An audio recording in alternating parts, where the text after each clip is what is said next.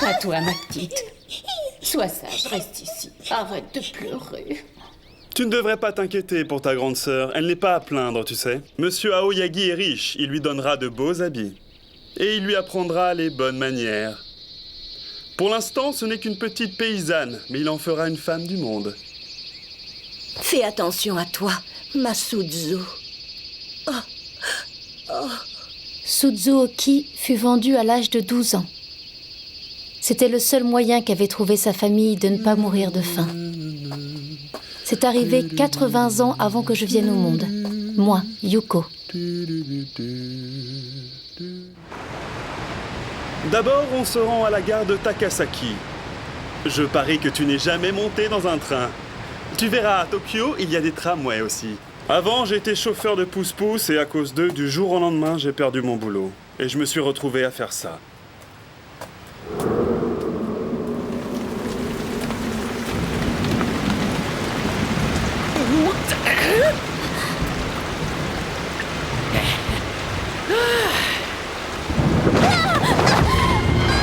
Oh, non, c'est pas vrai!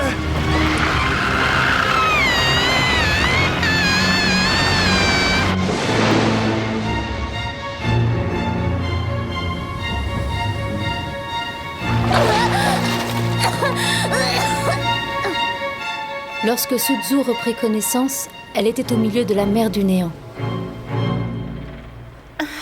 Je ne comprends pas ce que vous dites. Suzu ne connaissait pas la langue des marins qui l'avaient sauvée.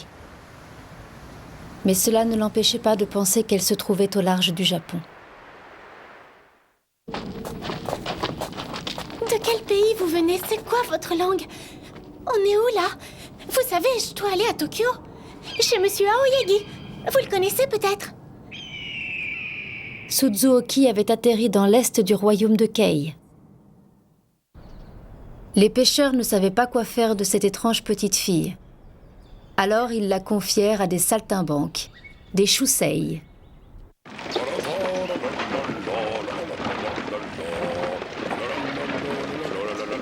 Suzu voyagea 3 ans avec cette troupe. Tout ce qu'elle savait, c'est qu'elle se trouvait très loin du monde auquel elle appartenait.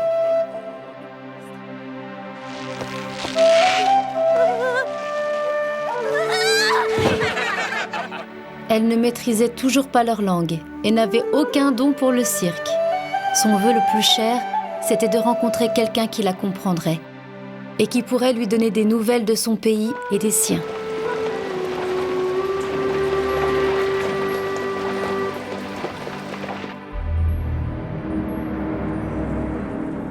Elle veut qu'on lui montre quelque chose de nouveau. Tu veux dire un numéro inédit? Comme ça, à la dernière minute? Pour qui elle se prend? Qui c'est?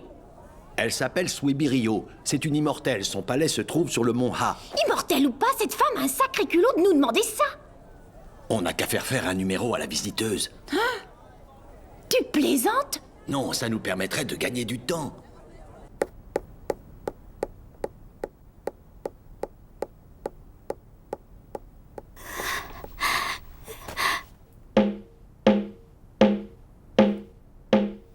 Ils veulent que je chante, on dirait. Mais je ne connais pas d'autres chansons que celles que me chantait mon père à la campagne. Meunier, tu dors, ton moulin va trop vite. Meunier, tu dors. Ah non, ton pas une moulin, chanson de ton visiteuse. moulin C'est ça, votre nouveauté? Vous vous moquez de moi. C'est la chose la plus ennuyeuse que j'ai vue depuis longtemps. Allons-y. Oh, ne partez pas! On va vous montrer autre chose. Madame, je vous comprends. Comment est-ce possible? Tu ne sais donc pas que les immortels parlent toutes les langues du monde? Attendez, madame! Je vous en supplie! Emmenez-moi avec vous! Et pourquoi je ferais ça? Je vous en prie, madame. J'ai tellement besoin qu'on me comprenne. Ici, personne ne parle ma langue. Tout le monde se moque de moi, je n'en peux plus. Emmenez-moi, je ferai tout ce que vous voudrez. Ah oui? Bien, dans ce cas, je t'emmène. Onma. Onma, c'est joli, c'est mon nouveau nom. Je vous remercie de tout mon cœur. Merci beaucoup, madame.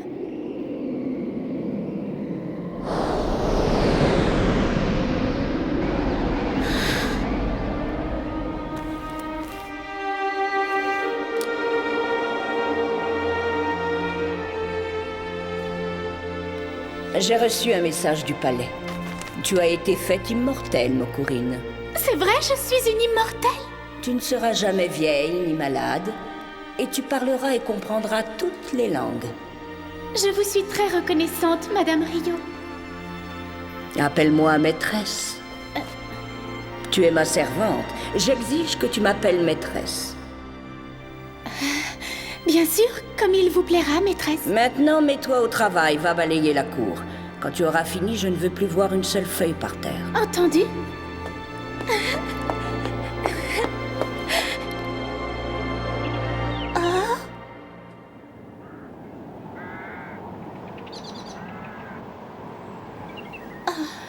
Tu te souviens quand tu as dit que tu ferais tout ce que je voudrais, Onma?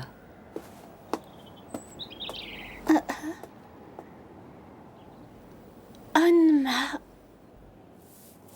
En devenant immortelle, j'ai reçu le don de comprendre la langue des 12 royaumes. J'ai appris la signification de Onma. Ce mot voulait dire pauvre fille, idiote ou cruche. J'ai bien pensé m'enfuir, mais j'aurais perdu mon don pour les langues. Je redoutais plus que tout d'être incomprise. Alors j'ai vécu 100 ans en me faisant traiter de Onma.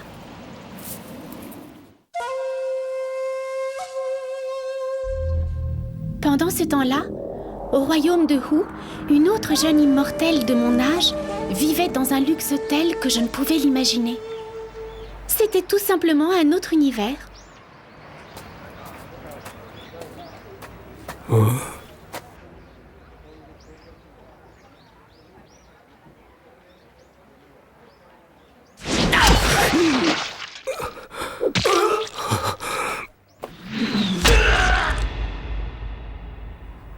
Au nord du pays de Hu, vivait un roi élu par le gouvernement du nom de Chutatsu. Il était devenu obsédé par ce qu'il appelait la paresse du peuple. Il multipliait les lois et les sanctions destinées à le discipliner.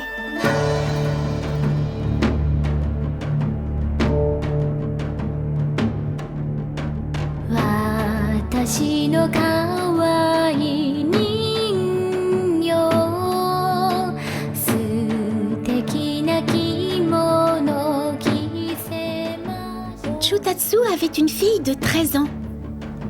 C'était une immortelle. Elle ne sortait jamais du palais. On l'appelait Shokei, mais son vrai nom était Sonshu. Shokei est radieuse, elle mérite bien le nom de joyau du palais. Elle est particulièrement belle aujourd'hui. Cette robe turquoise lui va ravir. Votre fille, ma chère Tomoe, a une tenue magnifique elle aussi. Elle la met très en valeur.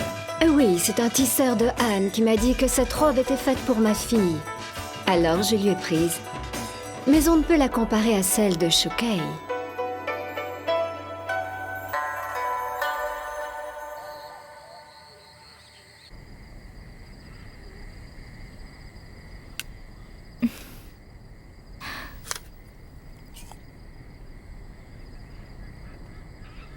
Eh bien, si même vos dames de compagnie se laissent acheter, maintenant où va-t-on? Vous vous faites du souci pour votre peuple? Mais il se la coule douce, croyez-moi. Vos renseignements sont précieux. Votre Majesté. Seigneur de Kei, que venez-vous faire ici? Je m'en charge. Dites-moi, Gekei, que me vaut cette visite? Excusez-nous de vous déranger en plein repas, Votre Majesté, mais nous venons au sujet du nouveau décret. Ce décret, qui dit que les troupes de Shusei ne sont autorisées à venir dans notre royaume qu'en hiver, je veux vous faire revenir sur votre décision. Et pourquoi ça? Parce que c'est un des rares divertissements que le peuple peut s'offrir. Lorsque l'été est là, la paresse du peuple ne connaît plus de limites. Si j'ai interdit les représentations en été, c'est pour ne pas lui donner de raison de ne pas travailler. J'aimerais tant que mes sujets s'épanouissent dans leur travail et que ça leur suffise. Si j'y arrive, ils peuvent y arriver aussi. Cela veut dire que vous maintenez ce décret, n'est-ce pas? Exactement. Ceux qui désobéiront à ce décret seront punis immédiatement par la même sanction que d'habitude. Mais, Majesté, c'est disproportionné. Au fait, Gekei, est-il vrai que Taiki est revenu vivre sur le mont Hu? Oui, princesse. C'est ce que dit la rumeur, en tout cas. Si la rumeur dit vrai, Taiki va désigner un roi et le pays de Tai va pouvoir prospérer. Je l'espère, car ça me fend le cœur de voir notre pays s'enrichir alors que les habitants de Tai sont dans une misère noire. Le pays de Tai est infesté par des créatures démoniaques. Si nous n'accomplissons pas les volontés du ciel, nous tomberons nous aussi dans le chaos et dans la misère. C'est pourquoi je suis si vigilant. Vous n'étiez pas au courant, Shokei? Sa mère a été accusée de corruption. Les gardes sont venus l'arrêter l'autre jour. Ils l'ont forcée à quitter le palais avec sa fille. Ah bon? Elle avait une si jolie tenue.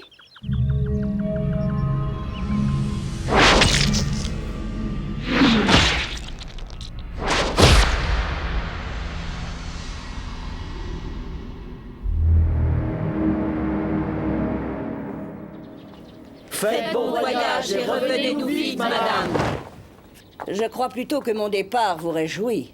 Et vous vous dites qu'en mon absence, vous allez pouvoir vous reposer. Peut-être même espérez-vous que je ne revienne jamais. Onma, tu aimerais que je parte pour toujours? Mais non, maîtresse, bien sûr que non. Je vais prier pour votre retour. Je ne serai pas longue. Je vais rendre visite à des amis. Je serai rentrée d'ici 2 semaines. Faites bon voyage et revenez-nous vite. J'ose espérer que tu me feras un accueil chaleureux, Onma. Ce serait dans ton intérêt. Oui, bien entendu, maîtresse. Et tiens, par exemple, tu pourrais me préparer de la senteur de prunier. Et tu pourrais aussi me griller du poisson-lune et me faire une décoction de feuilles de yo. Et pendant que tu y es, tu me repeindras tous les murs et toutes les colonnes. À mes yeux, il n'y a rien de plus beau qu'un palais aux couleurs fraîches. Comme je suis d'excellente humeur aujourd'hui, je vous autorise à vous reposer une fois les travaux accomplis.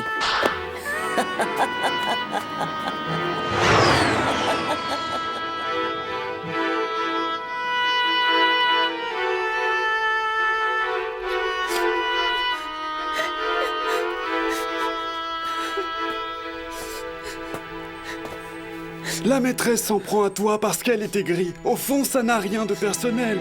Mokurine. Ça suffit. Je ne suis pas Mokurine ni Onma. Mes parents m'ont appelée Suzuki. C'est mon nom. Pourquoi faut-il qu'elle soit si dure? Qu'est-ce que tu veux que je te dise? Cette femme a un caractère impossible, c'est tout.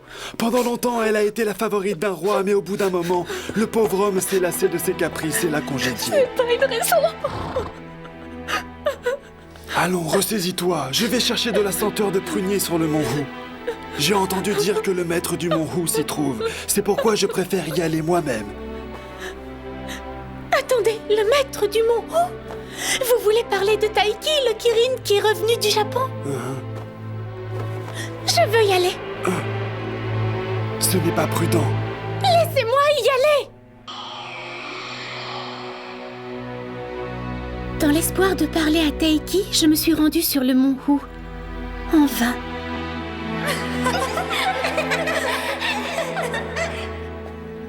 Taiki, je m'adresse à vous car vous connaissez le Japon.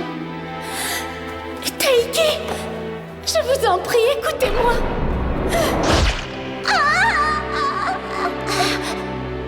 Je pensais que vous pourriez m'aider. Je veux rentrer chez moi. Madame Rio fut très fâchée.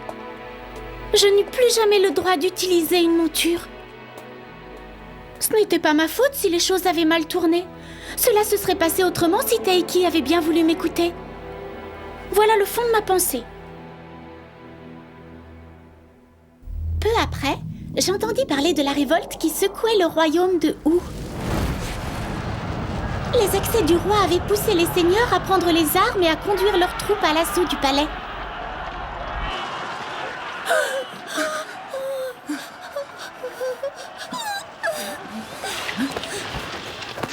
C'est terminé. J'ai vu s'éteindre l'aura royale. Il est arrivé quelque chose à mon père.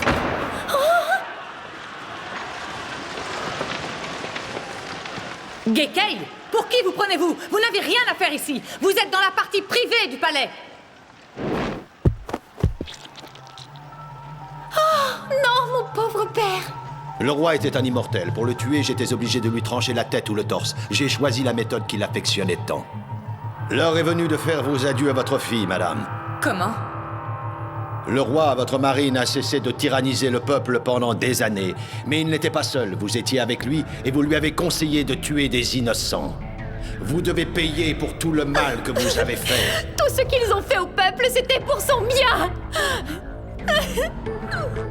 Orin a perdu son emprise sur le roi. Il a commencé à condamner n'importe qui à la peine de mort. 300 000.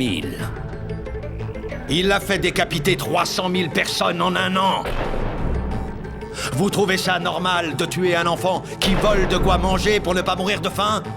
Vous trouvez ça normal de tuer un malade parce qu'il n'est plus en état de travailler? Vous ignorez complètement ce qu'a vécu le peuple pendant toutes ces années. Maman! Choquée! Vous crevez de jalousie pour les autres femmes et pour leurs filles quand elles sont plus jolies que la vôtre. Vous avez éliminé des innocents à travers tout le pays. Vous avez semé la mort. Vous racontez n'importe quoi! Regardez, Choquei, ouvrez bien grand les yeux. Je veux que vous puissiez comprendre ce que l'on ressent lorsqu'on voit mourir ses proches. Non! Arrêtez!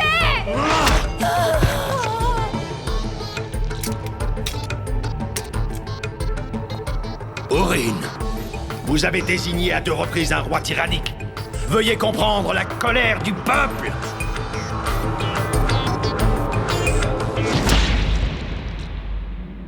Ainsi s'acheva le règne de Chutatsu, le sanguinaire roi de Hu. Décédé! L'oiseau blanc, qui ne chante que pour annoncer le décès et le couronnement des rois, émit un dernier cri. Le trône étant vacant, il fallut nommer un chef intérimaire, et ce fut Gekei. Sonshu, écoutez-moi bien. Je vous ôte le statut d'immortel. Non! Ne faites pas ça! Je suis ici depuis 30 ans, vous imaginez? Je ne peux pas redevenir mortel maintenant, c'est absurde! Oh, tuez-moi, s'il vous plaît, je préfère encore mourir! Vous avez perdu tous vos privilèges. Vous êtes une citoyenne normale, vous aurez de faux papiers. Vous prendrez un nom d'emprunt, ça vaudra mieux pour vous, croyez-moi. Comment je vais faire pour survivre? C'est terrible! Terrible! Choquei n'eut pas le choix. Elle fut envoyée dans la province de Kei. Elle trouva à se loger dans une maison qui accueillait des orphelins et des personnes âgées. On me donna un pseudonyme des plus banals. On m'appela Gyokuyu. Je n'avais plus de domestique, je devais travailler, je cultivais les champs et je tissais. C'était un monde et un mode de vie qui m'étaient totalement étrangers. 3 ans plus tard, un jour d'hiver...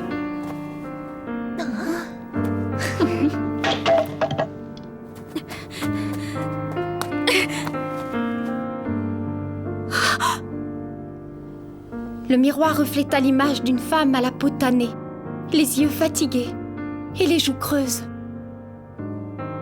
L'éternelle adolescente, qu'on appelait jadis le joyau du palais, avait bel et bien disparu.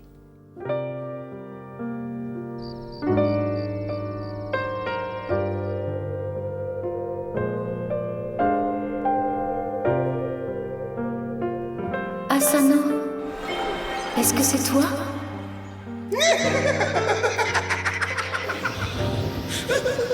Tu penses encore au pauvre garçon que tu as lâchement abandonné? Je sais que tu es le reflet de mon cœur. Je sais que tu es ma voix intérieure. Tu as envie de partir à la recherche de cet homme? Je suis reine. Je ne peux pas faire ça. Asano!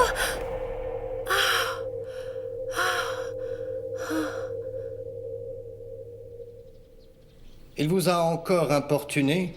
C'est dommage que vous ayez cassé le fourreau quand même, il avait une grande valeur. Je suis désolée. Celui qui a scellé cette épée était un immortel qui était entré au service du roi Tatsu, mais je ne me souviens plus de son nom. Il s'appelle Shohaku. Ah oui, c'est ça. Ça me dit quelque chose, vous avez raison. Majesté. Chusai? Je viens vous chercher comme convenu. Je n'arrive plus à maîtriser l'esprit qui loge dans le fourreau de l'épée. Bon, et bien alors prenez un fourreau de rechange. Ah, je n'y avais pas pensé. Lors de cette cérémonie, il est important que la reine porte l'épée, le trésor du royaume. Si vous portez l'épée scellée par le roi Tatsu, le peuple saura que vous êtes sa digne héritière, vous comprenez? Tatsu, toujours Tatsu.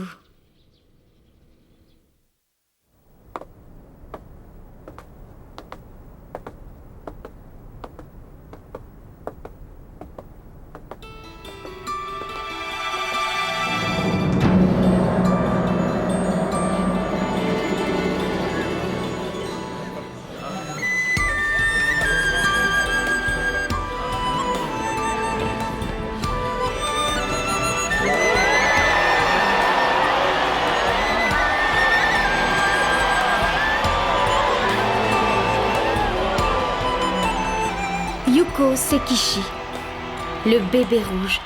Elle a le même âge que Suzu et moi. Et elle est montée sur le trône.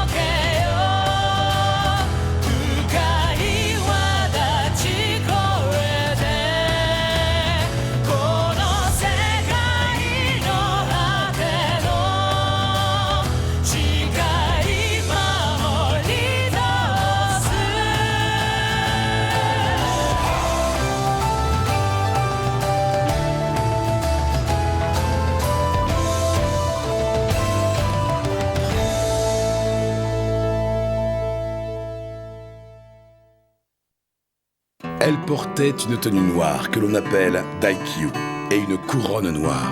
Cela allait bien avec ses cheveux rouges. Retrouvez la légende des 12 royaumes, Vent lointain, ciel d'aurore, chapitre 24.